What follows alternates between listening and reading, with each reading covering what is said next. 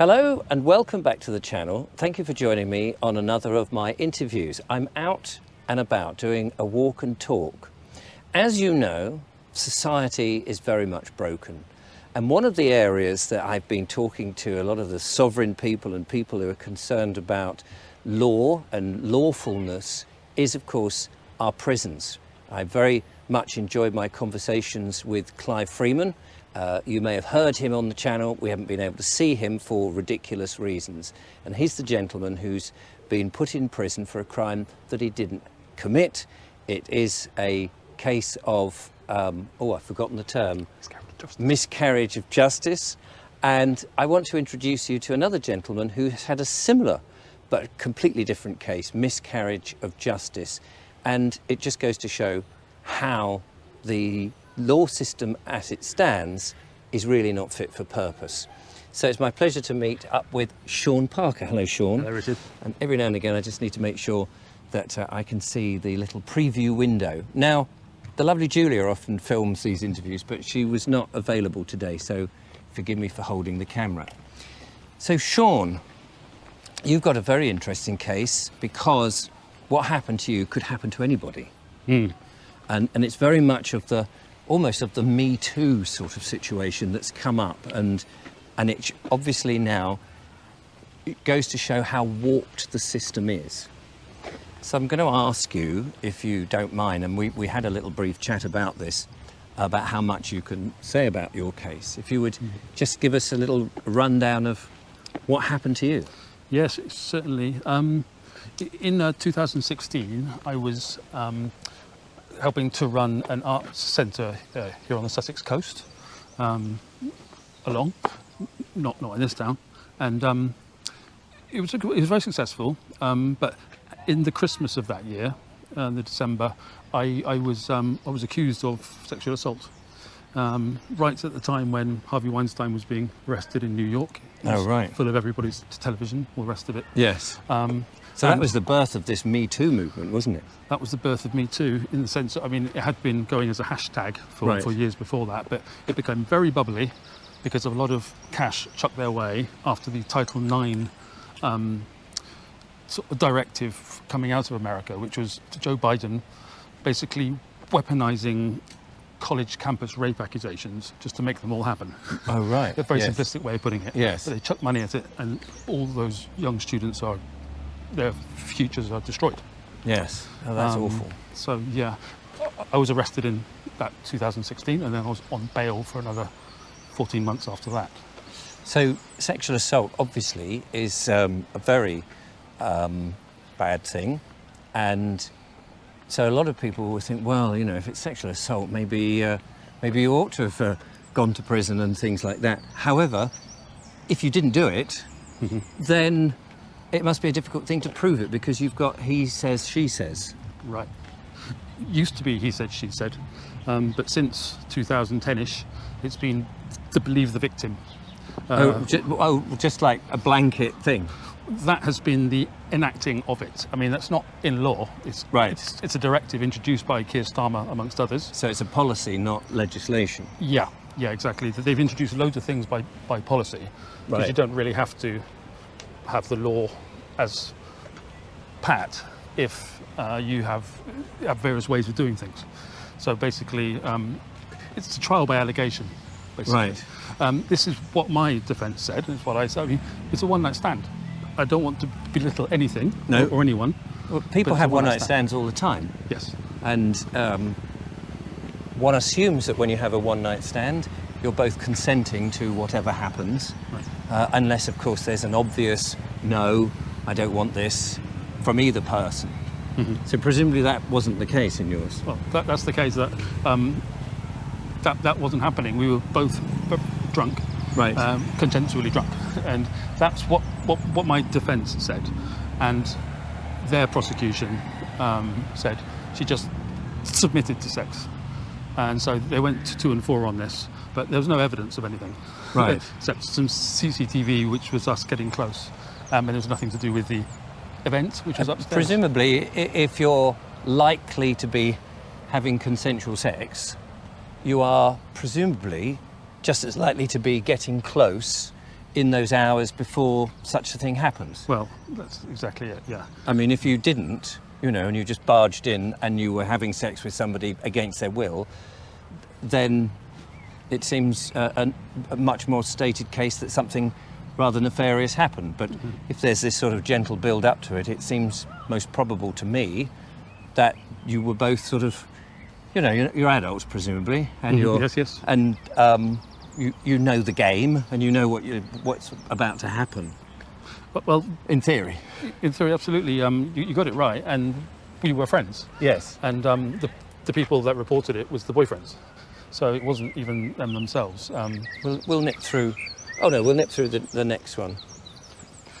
So the whole plot thickens, and that's how you can manipulate the believe the victims policy. Right. We've come around to calling it believe the allegation, because believe the victims has been so tortured by various activists. Yes. We've decided, Dr. Norton and I, are going with believe the allegation. So what happens after that? So you were taken to court for this sexual assault, and you go through that whole process, and you're trying to defend yourself. But from our private conversation beforehand, it sounds like even though you've got what evidence you can provide, at the end of the day, it's the courts are still in favour of the victim. Is that right? They don't pretend that that's the case. Right. Okay. But the jury was kind of 9 women to 3 men. Yes. And there wasn't any hard evidence except for this CCTV, and the witness that I had decided to not speak, and I didn't speak for myself because of my stammer. Right. Which back then was much worse than it is right now with you. So all these things combined together, and Harvey Weinstein, to take me down.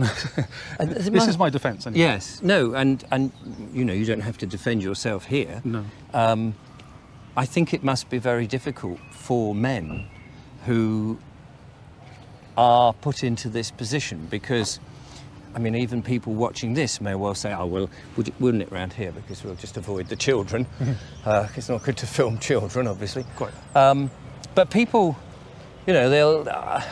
I think the society that we've got into is so skewed at the moment that it's very difficult now to see men as innocent of anything, particularly if you happen to be the colour that we are. But, there seems to be a woke agenda. Now, I'm not playing down, of course, that sexual assault, rape or whatever is not happening, or that people aren't getting away with it. But when you're the innocent party and you're the person that you've, presumably had a nice evening and thought no more about it at the end of it, suddenly turns around and says, well, actually, something else happened, it puts you in a very difficult situation. Well, it's life-changing. So, it's very difficult indeed. So you were convicted at the end of this for a crime that you didn't commit. And what happened then? So I was then sent to prison for 4.5 years, because you do get out halfway through, which is a very good thing for rehabilitation of the guilty. Right. And the innocent, for that matter. Yes. So I went to reception prison for 2 months, as one does, and I was doubled up. And then I went to Dartmoor for 2.5 years. So when you say you're doubled up, you mean with somebody else with you? Yes, that's right. Now, I've never been to prison, and I hope I never go to prison, although, I dare say people are watching my output and thinking, we'll be slamming him up somewhere. So this is a very naive question, of course, but what's it like? Shit. Yeah. Right. Yes. Put it as it is. Sorry. No. We'll go and have a little sit down over there, I think. Okay. Shit. So can you explain a bit more? I mean, obviously you've gone from being a free man, doing your own thing, your life suddenly changes, and so what does that mean? The way that I handled it, being a person not expecting or used to criminal behaviours or circumstances. Yeah. I just handled it by... So I sit. Yeah, let's sit here.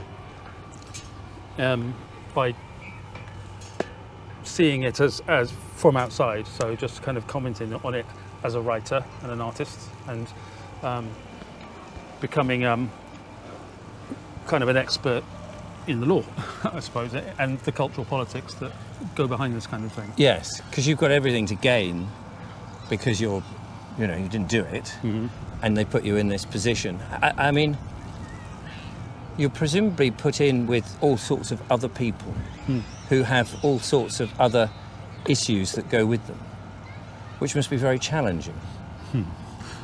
Very much so. I'm a people person at my best, like you. I'm a journalist who used to be a journalist, and I became a Samaritan's listener in there to try to get something helpful out of the time. Right. So I trained to be one for 6 months, and then was one for 6 months. So, and you get to meet in the course of that everybody in an integrated prison. So everybody who's done everything is in there. Gosh. From very serious, but they're usually coming to the end of their sentences. So whatever happened 40 years ago. Yes. So quite a lot of old blokes. There's a lot of elderly in prison, and you would help them through their individual issues as best you can as a Samaritan, which is by not advising anything, just listening. So I'm a good listener. I like people's stories. I'm a people person, yes. And everyone would turn around to me and say, "You shouldn't be in here. It's not for you." I'm like, "Oh, I'm glad you noticed that." Yes. But there's a lot of them there's 15,000 people kind of for maintaining innocence to some degree in prison. Is there really? At any given time, it's a very rough figure, but yes. Safari, the support for falsely accused reference people, worked out by their various stats that it's about 15,000. Gosh, at any one time. That's an incredible amount of people who've been failed by the system. Yeah.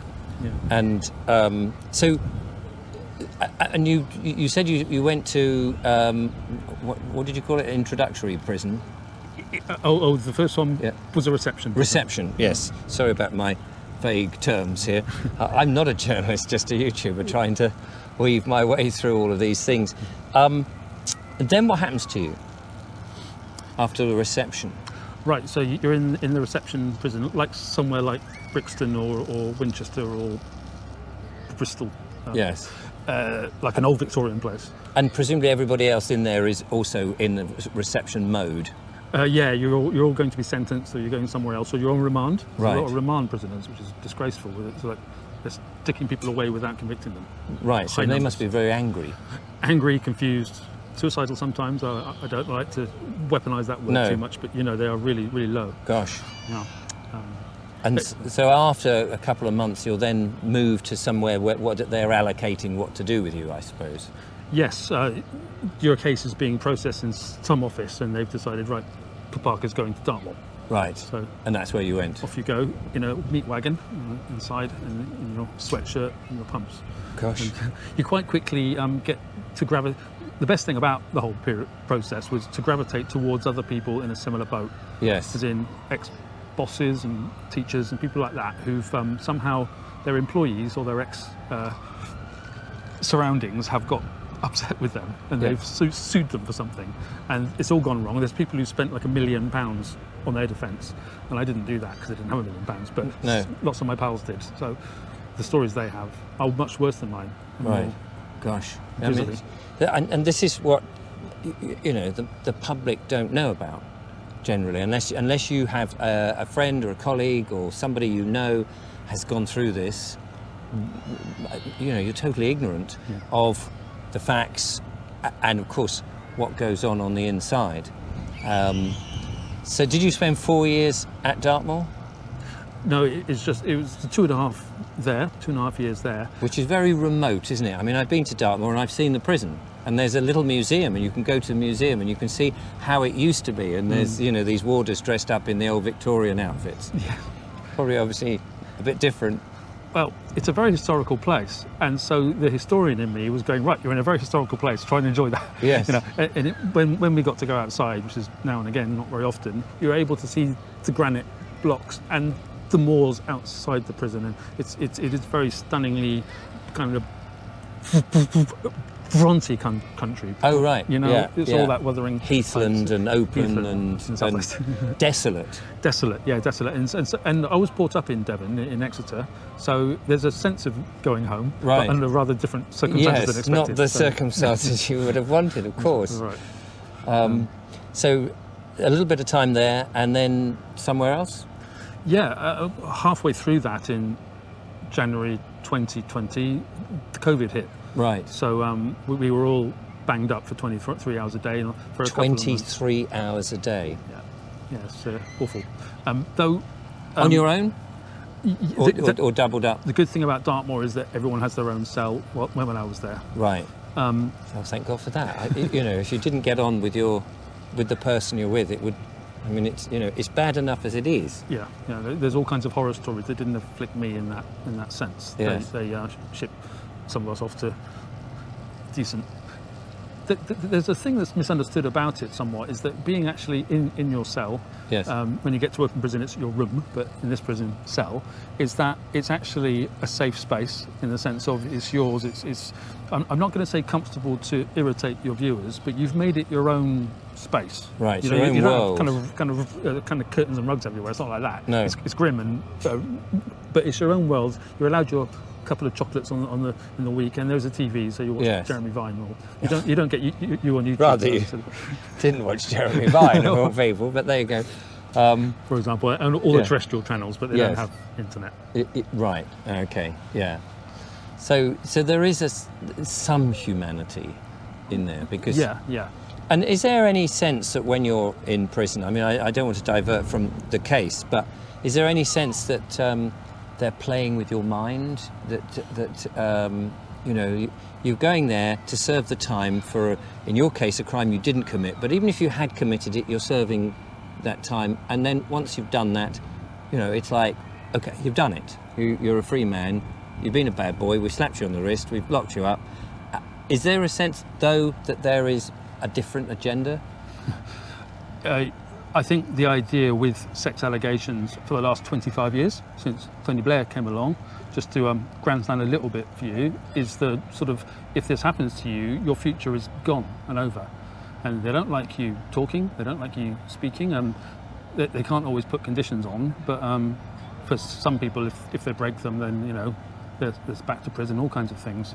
Because the prison service and the Ministry of Justice more generally is terrified of transparency. And I know you're very into expository of the human condition, yes. And as I am, but the justice system isn't, because it's a bit of a racket, and it depends on people not knowing what these places are like inside, yes. And all the rest of it. And I guess there's a certain amount of fear for to if you've never been, the fear of going there. I mean, I guess it is a deterrent at the end of the day. Sure thing, sure. But at the same time, some people, once they've become institutionalised, if they've done lots of it, they may find it difficult back in society. Well, and we keep seeing awful stories about that. Yes. And then the tabloids overreact. I'm not going to say overreact it in a mean way, but in the sense that they take one story and they pretend that everyone's like that. Yes. And the fact is that they're very unusual, and it's usually nutters and stuff. I mean, everyone gets painted as this. Yes. And it's just really not the case inside. Not true at all. So I think we'll just do a little bit more strolling. I want to just mention that you met Clive Freeman at the same time, which both innocent people, both serving time, and I guess there were other people, of course, that you met who were also innocent. There must be an affinity there, that you're all, you're not completely on your own. It's just, I'm the only one here who's innocent. Everybody else is, guilty of something or other. So we'll get into that, but we'll have a little stroll. Let me just go and grab the camera. Yeah. I hope the audience don't mind the nature of today's slightly relaxed, because I did think we could have done this in the studio, but it could get quite heavy and stale, whereas it's quite nice. And also, in a sense, there's an element of freedom in this. Oh, there's absolutely. Yeah. It's very nice weather. And it might be a bit windy on the microphone, so I apologise for that. So what was Clive like? I actually met Clive in open prison after 2.5 years there at Dartmoor. Went to open up in Gloucestershire, and met Clive in a prefab rooms block that they have there. So it's basically lots of sort of prefabs stuck on top of each other, and met him in one of those. there's an assumption these days when somebody's over 60 that they're inside as some sort of historical sex offender. Right. And poor old Clive was put under that kind of thing, and he's like, don't they know who I am? And he's got this South African accent. Yes. And he's like, he's the most famous prisoner maintaining innocence in Britain, basically. I don't mind calling him that. And the fact is that other prisoners don't care about that. They just see an old man. Yes. Who's very, very passionate about his own case for very good reason. Oh, absolutely. And why wouldn't you be? Well, totally. And a couple of he would go on at length about the problems with his case. And the good thing about talking to him is that he goes into the history of Zimbabwe and Rhodesia, as it was, and all the rest of it there, and you kind of get sucked into this safari world of there.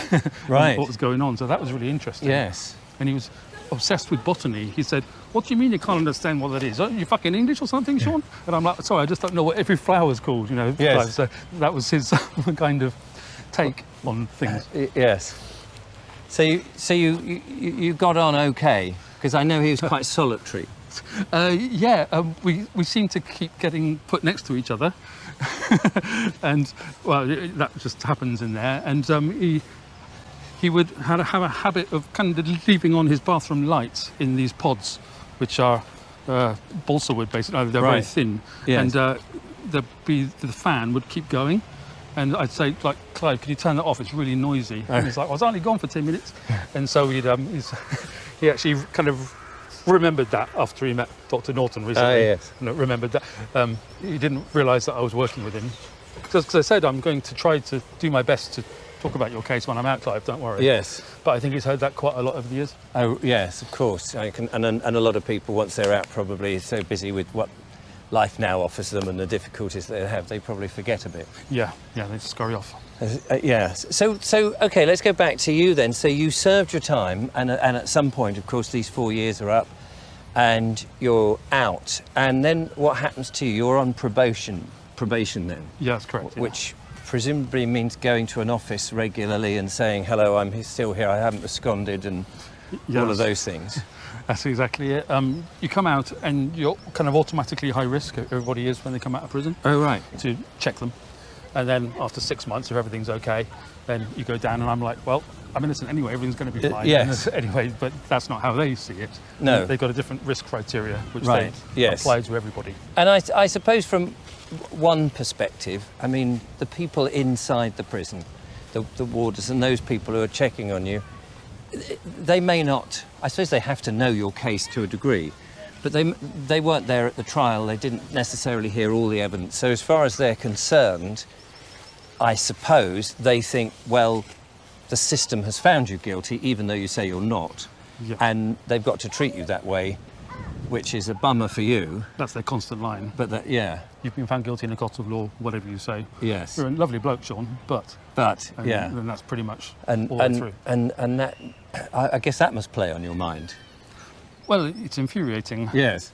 For a while, but then that's when you decide all those old distractions are now gone, which do include alcohol, I don't deny, Right. which is now not a part of my life. Yes. To that extent. Oh, good for you. And various things that are expensive. And the good thing about the restriction of prison is that you become disciplined. Right. And so all those kind of discipline. Yeah. And I still get up at 6 a.m, not because I'm some 6 a.m. nutter, it's just that I quite like getting up at 6 a.m. Well, you know. I mean, I love that early morning time myself. I Yeah. think it's a lovely time, especially in the summer when it's light. Perhaps in the winter it's not quite so fun, but it's quiet and you can think. And if you're a writer, I mean, when I was writing stuff, I found that the best time because I'd woken up and I was more inspired. So 6:30 in the morning to me is not so much a problem. So where are you now then? Because I know that obviously you're not just going to say, well, okay, that was it, 4 years, and now I've got to just wait the probation time, and then I go back to being technically a free man. But you know, this shouldn't have happened. And as you say, it was life changing. Yeah. So what are you doing at the moment? As I was in Dartmoor there, I contacted Dr. Michael Norton, who has been on your show before. Yes, And very lovely man. He's at University of Bristol, and then afterwards I got out and said, "Hey, Michael, did you get that letter?" No. Oh. 2 letters. Right. No, and the fact is prison communications are dire. So, and so anyway, so I introduced myself. He's a fascinating case, Sean.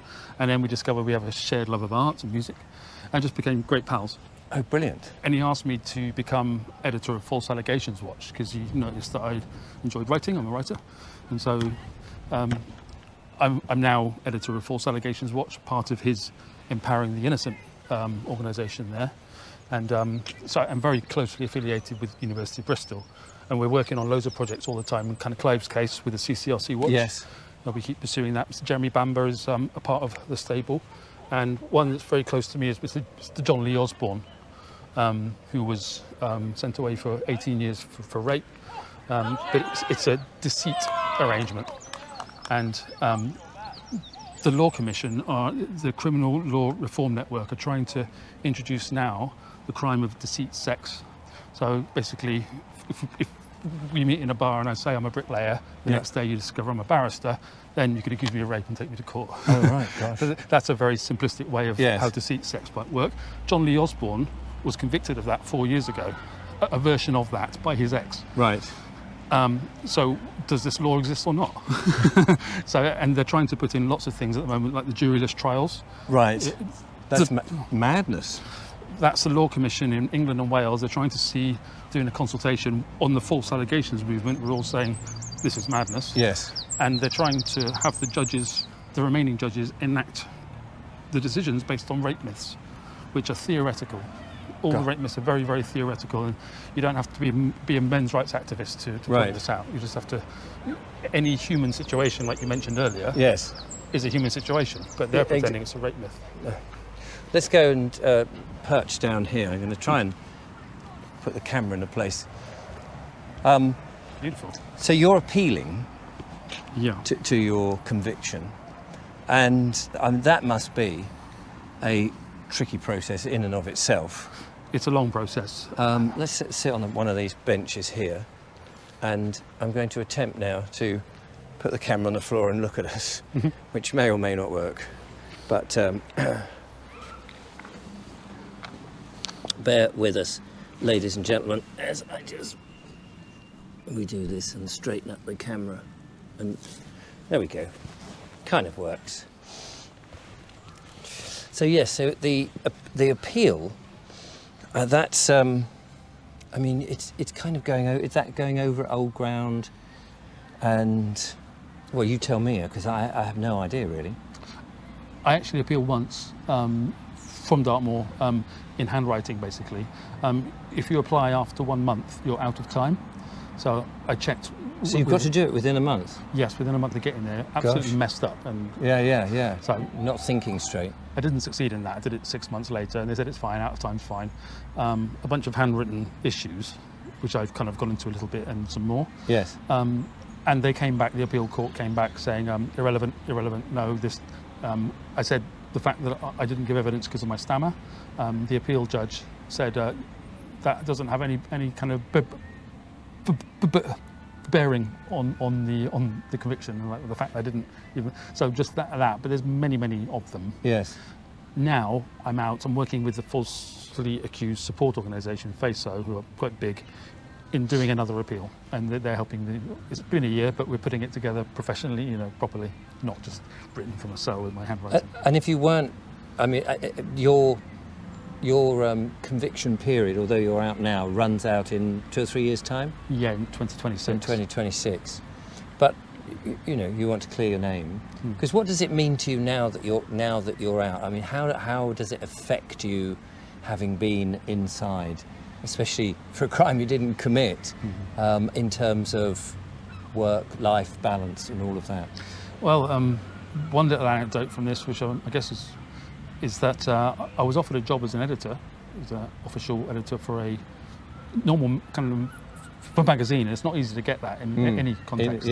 And I was offered the job, and then you don't have to disclose kind of unless you're asked. Right. So I didn't disclose about what had happened because I wasn't asked.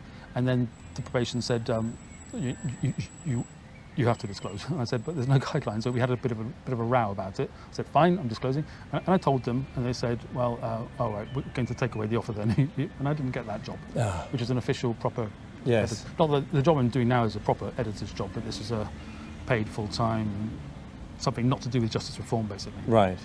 Took it away. So that was... So unless you are able to stand on your own 2 feet and, you know, perhaps set up your own business or something like that, or you've got other organisations that are on your side because you're an ex-prisoner, whether you're innocent or guilty, but you're an ex-prisoner, you are stuck. Yes, you are, yeah. Yeah.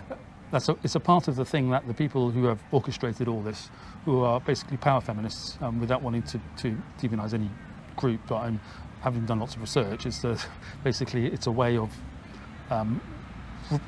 getting kind of rid of certain men out of society, insufficiently risk-averse men, I refer to them. Right. And to have them replaced with people identifying as feminists, as Dr. Michael Norton refers to them. So, and it's like a in-out situation. And that's how they get to a point of sort of cultural dominance. Yes. In this way. And that seems to be something that, as you've just explained, something that's sort of coming in, a change in culture, which is extremely worrying for anybody, really. I said at the very beginning, the system seems to be wrong. I mean, the whole system is corrupt, really, because we live in a society that's always after you. It's always trying to entrap you, ensnare you. They're corporations, they're there to have a profit. Obviously, you're at a criminal court, not a civil court, so it's a different thing. Going back to the trial, you had a jury. Do you feel that they got the sense of the case correct? I can't remember if I sort of said before the actual kind of makeup of the jury. Did I mention that? Oh, it's 9 women. Oh yes, you said 9 women, that's right. 3 men. So you're already in a slightly skewed position. Right. And the thing is that you don't know in the jury room what's being talked about. They don't have to disclose the reasons that they came to it. And I don't know about, well, I do know from watching your work is that I'm very sceptical of groupthink. Right. And if you've got one person in there, boy or girl, sort of thinking, by the way, these days that person's shut down so quickly, even outside of a jury room. Yes. Obviously that place is a serious place. They realise that. They'll be like, well, he didn't speak, so he's guilty. What do you think then is the answer? You've gone through the mill. Your life has changed. It's been dreadful. You're an innocent man, and now you're almost at the end of the sentence, but you're doing your appeal, which hopefully will go through and quash the whole thing and compensation and what have you. But what do you think could be done better or should be done, or is the answer to all of this?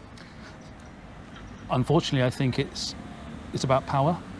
And so what I would say as a human person is that we need conflict resolution for a situation where if a boyfriend is upset by a one-night stand with 2 drunk people, then let's sit around a table and talk about that. And if you need counselling, if either of them need counselling, have that on the state, something like that. Not put someone away for £45,000 a year on average for 4.5 years. That's what it's costing the taxpayer. That's what it costs on average, not every prison, but yeah, exactly. It should be handled with conflict resolution, and that's what we're working towards. All the stuff we have to go through on the way will be slagged off a lot, and people will call us men's rights activists. You know, Andrew Tate, I have nothing against the man personally. He's a Luton man. Yes, I do. I'm only vaguely aware of him, so I'm not too familiar with his work. Right, controversial and has just been charged with rape and child trafficking in Romania. You know, lots of your viewers will. And my viewers are more intelligent than I am, so they'll know. He's he's very, very influential over young men, as he constantly reminds people, because he's very much an alpha man there. Yes. You don't have to be that just to stand up for yourself. No. But he does all this assertion. And, he's being cancelled by the law in kind of Romania, and all of the power feminists out there will be saying, I told you so. The fact is, I'm on the bench about it, as everybody else would be. But it's about power. It should be about conflict resolution. And there's lots of people making money out of it, of course. The lawyers never lose. No, the lawyers never lose. So I'm just going to wrap this up. In fact, we'll just walk back down to where we started.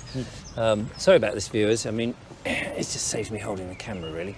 And I need to just keep making sure that actually we are recording, which we are. So to wrap this up, and I suppose I ought to say, just past all these lovely squirrels, this gentleman is nurturing. I think we have to go that way, don't we? I suppose I just have to say that I will be aware that there may well be members of the audience who perhaps are not even listening to your story, or just say, well, how do we know he's innocent? How do we know? We've only got his word for it. You know, what about the other party? We've not heard from her. And of course, I don't know who she is, and it's none of my business really, because I'm taking the interview with just you. And so all I can say to that is that we have to take your side of things and explore that. And even if let's say, just for example, it was all a pack of lies, and I'm not saying it is, but I'm just saying, if still the notion that you've put forward of conflict resolution sounds like a sensible thing. And clearly, you know, if it's rape, then it's rape, and if that's what it is, then that's a completely different thing. But you can't just start shoving people in because it's a policy. Right. Well, that's what they've done to rape now, is to have lots of different levels of it. So if you say she's drunk and you're drunk, she can't consent, so you're going to prison, then by that account, me and a million other men in Britain are that. Yes. But the prisons don't have a million people in them. We can't do that. No, quite. So some people would prefer it that way, and that's what they're trying to push towards. So they've actually turned around what that thing is. It's Dwayne Cousins, the police guy. It's a dreadful thing. Yes. You know, almost every sane person thinks it's a dreadful thing. Yes. But that somehow gets extrapolated right down every man. You're like, well, nothing to do with me. You know, but people pretend it somehow is. No. Well, I mean, it just sounds like a very bleak situation. And as I said right at the beginning, this is something, unfortunately, that could happen to anybody. You know, you're having a consensual moment between the two, and for whatever reason, somebody's decided to make an allegation, and that perhaps, rightly or wrongly, that then changes your complete life. Yes. And, you know, if the allegation is 100% correct, then that's different. But if that allegation is made for completely spurious reasons, for whatever it is, and then that changes your life, that's just extremely miserable. It's a thing that was very much happening at that time. It's hard to track in False Allegations Watch if that's still as it was, because all of the conviction rates, the targets and things are kind of, depending on who reads them, they all sort of change about. Yes. People say there's not enough conviction rates. Well, there actually are, because 65% of them are found guilty. Yes. So, but they have to get through certain barriers. But they're trying to take away checking of phones. So basically, they don't want any evidence to be checked, to just have people put away. Gosh. Which is just going to, it's a democratization of sexual assault, is what I call it, because it's just applying left, right and centre, depending on the severity of how they see it. Do you think, because we mentioned just before we got going about tags and things like that, we'll end up looking at the sea just to give people a nice little finishing shot. Do you think that the prison sentence for what happened, and I know you're innocent, but do you think there are other methods that could be done to help what is it? What do you call it when you put people back into society? Not regenerate, but rehabilitate. Rehabilitate. That's it. You can tell I'm not really a journalist. Only sort of feeling my way around this. Tags, is that something that could be a useful tool? Well, if people who aren't actually a risk are going to be put sort of through this, yes, and they're having to be checked left, right, and centre, then if you must have something, then have a tag then, I suppose. I mean, there's alcohol tags on the wrist, on the ankle, which I guess if a person does have that kind of alcohol use, which is a problem to them and they acknowledge it, then it's probably quite a good thing. So that senses if you're drinking alcohol, or knows when you're going into a pub or something like that? Yeah, it's a sense if you drink alcohol, yeah. Right. And apparently in South Wales it's been really successful, and the people using it have found it successful. So it looks encouraging as far as I can tell, according to Inside Time anyway. But I'd suggest that myself. Conflict resolution, that kind of thing. Unless we want to be a country that says no more sex. Yes, yes. And if it's slightly not entirely perfect because there's a complaint afterwards from another party. Yes. What do you do about that? And what they're doing with that now is weaponising it. Well, Sean, I really appreciate you talking to me today, and I hope it's been an interesting experience. It's been interesting walking around doing this in the open. I wish you very well with the case and the appeal that you're going through, and also all those other people who may be in that position that you were started in that position right at the beginning, where they've suddenly been told, actually, that night you didn't treat me very badly and I might make a complaint about it. I mean, there must be a lot of people, male or female, who are in that predicament at this moment, thinking, my life is about to change. Well, there's a lot of people who are not just the accused, but the mothers of the accused, we call them. Yes. And they are the biggest part of the falsely accused movement. And that's what's going to change policy.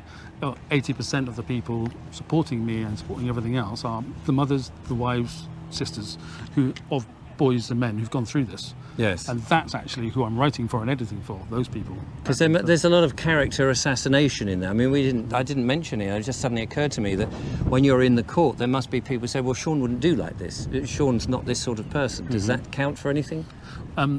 What they do is to create a bad character reference in court. So there's no evidence. They get a bunch of witnesses who Right. might possibly have come to drunk at your bar and who didn't like you very much for whatever other reason. So it's all spurious. It's all entirely spurious. Yes. And you can create a case like that. Gosh. And these days. And that's what all these little things they're trying to finagle through in the Law Commission and everything are about. And that's why we kind of everyone says, what are you so animated about it? Yes. Well, it's to make sure that we protect a bit of British Yes. law. Yes. You know. Well, there you go, ladies and gentlemen. As I said at the beginning, we all know that the law system in all sorts of different ways is broken, and we need a new system. And the new society that we're building, hopefully that we're building and turning our backs on all of this nonsense that's happened, will reflect some of this. So thank you so much, Sean, for talking to me. I really appreciate it. Thank you so much. And we're going to put a link in the description to my book, or your book, my, yeah, yes, and also to my story. But people can get to the guts of it if they want. Yes, just underneath. Yeah. So do check that out as well. CRT Watch. It's a little bit windy. I hope that's not blasting on the microphone. So I will say thank you for watching. I will be back with more interviews, probably in the studio. But I'd like to do more of these walking and talks because it's nice just to be out in the fresh air. But until next time, Sean, thank you so much, and I will see you again in the future. Until then, bye bye.